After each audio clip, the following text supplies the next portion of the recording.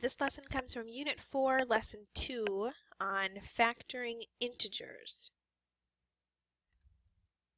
So just some helpful hints for factoring numbers. And there's more than what's listed here, but these are the basic ones. So again, a factor is a number that when multiplied will equal another number. So factors of 10, for example, you could have 1 and 10. Those two numbers multiply to get to 10. Or you could have 2 and 5. Those two numbers multiply to get to 10. So as you're trying to factor out numbers, just some tips. If the number is even, you know you're going to be able to divide by 2 and be able to simplify that number. Another shortcut one is if it's a multiple of 3. So if the digits add up to a multiple of 3, then you can divide by 3. So for example, the number 24. If I add 2 and 4, 2 and 4 equals 6, and 6 is a multiple of 3. So I know I can divide the number 24 by 3. So that's just a one for being able to divide by 3, a helpful tip with that. And the last one, just if the number ends in a 5 or a 0, you know you can divide by 5 to simplify that number. And there are other ones. These are just the most common ones that students will use. And if you're really not sure, especially with the larger prime numbers, you can always look at a prime number chart to determine if a number is prime, if you just really aren't quite sure if it's prime or not. So for factoring integers, you can factor them out as products of primes, and the word product means to multiply. So when you factor them out as products of primes, they're having you look at all of the different groupings of prime numbers that you would have. So this is commonly referred to as creating a factor tree. So if I want to make this out to prime factors, I would start off my factor tree thinking, what are two possible factors that I could multiply to get to 84?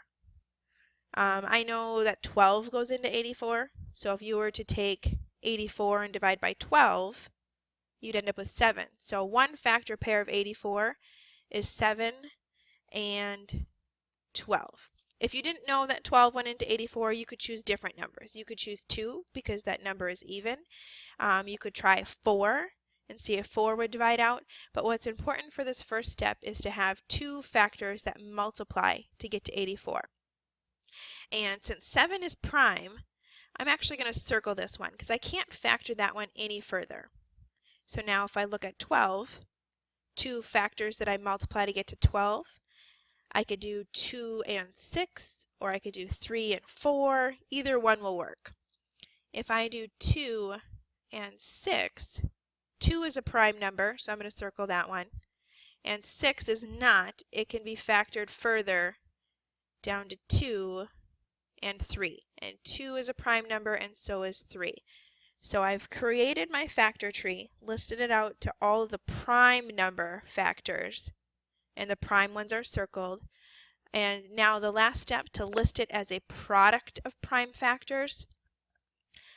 Since I have a 2 and another 2 here, that's the same as 2 squared. So I would list that as 2 squared times, this is where the product comes in, times I have a factor of 3 and I have a factor of 7. So if you were to just double check with your calculator, 2 squared would be 4. 4 times 3 is 12, and then 12 times 7, we get back to 84. So this right here is how we would list it out as a product of prime factors. And notice here I wrote it as 2 squared because there were 2 of them. You can lump them together with an exponent value. So let's try a couple more examples. If I have 76 and I want to list this down to prime factors. So 76, I see it's even. If I divide out a 2, so I know there's a 2, I know that's prime. 76 divided by 2, that comes out to be 38. So I see that 38 is even again. So I can divide out another 2. 2 is prime. 38 divided by 2, I end up with 19.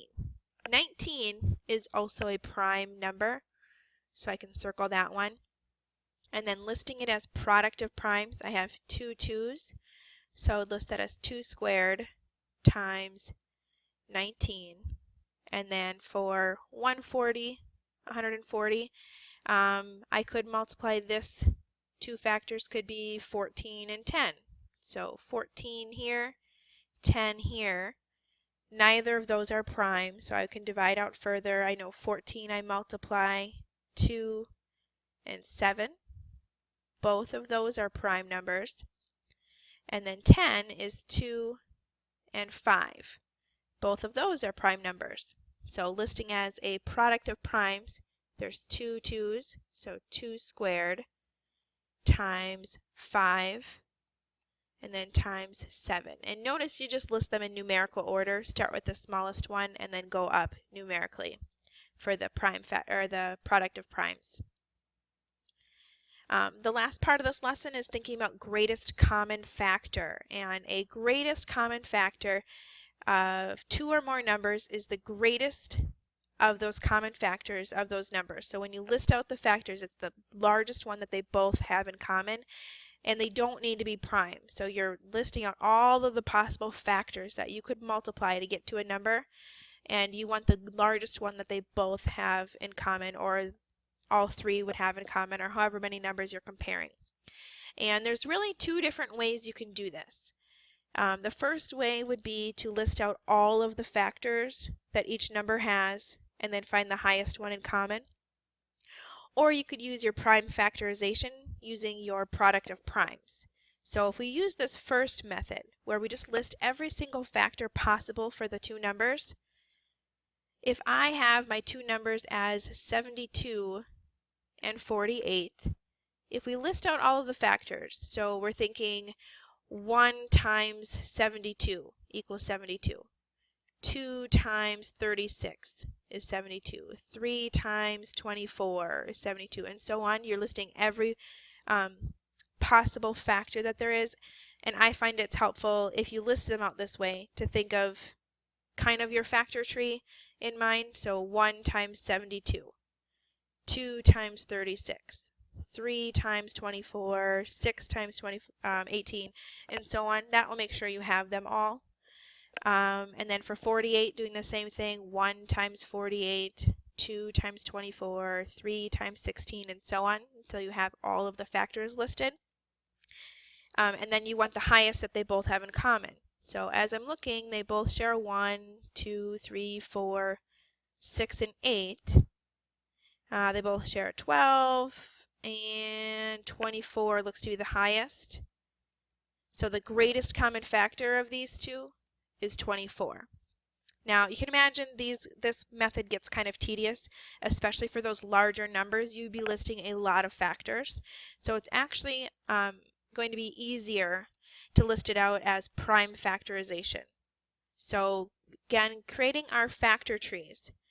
So for 72, I could multiply 8 times 9. Neither of those are prime, so 2 times 4 is how I get to 8. 2 is a prime number. 4 is 2 times 2. Those are both prime. And then 9 is 3 times 3. So here's my prime factorization.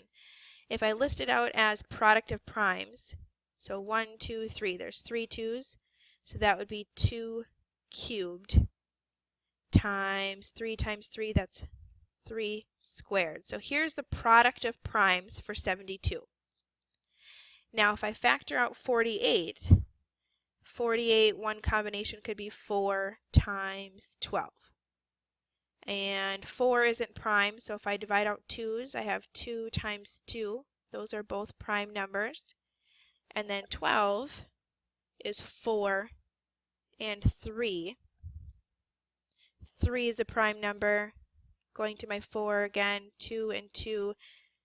Now I have all prime numbers. So 1, 2, 3, 4 2's, so that would be 2 to the 4th times 3 for that last number. So now, to figure out what the greatest common factor is, I'll be looking at the two product of primes, and you're circling any that they would both have in common. So this one has a 2 cubed, this one has 2 to the 4th. So they both at least have a 2 cubed, because this one has 3 2's, this one has 4, so they both have at least 3 2's in them. And then 3 squared and 3, they both have at least a 3. So the greatest common factor would be 2 cubed times 3, or 2 cubed is 8 times 3, or 24 would be the greatest common factor between these two numbers. And that's the same thing that we found here. They both were 24. But again, this method could get very tedious listing out all of the factors. If you just do the two factor trees and circle the lowest that they have in common, so 2 cubed, they both had at least 2 cubed, and they both shared at least a 3. When you multiply them out, that equals 24. Just one more example of that to make sure you got it. So again, 45 and 60, you could list out all of your factors of 45 and then all of the factors of 60 and circle what's in common, or do your factor tree. So 45 is 5 times 9, 9 is 3 and 3. So here's the prime factorization for 45. That's 3 squared times 5. If I do it for 60, I could have 6 times 10. 6 factors out to 2 and 3. Those are both prime.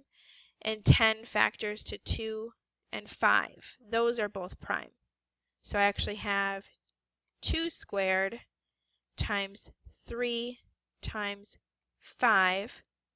Looking at the lowest ones they have in common, this one's a 3 squared. We have a 3 over here, so they both share at least a 3. And 5 and 5, they both share a 5.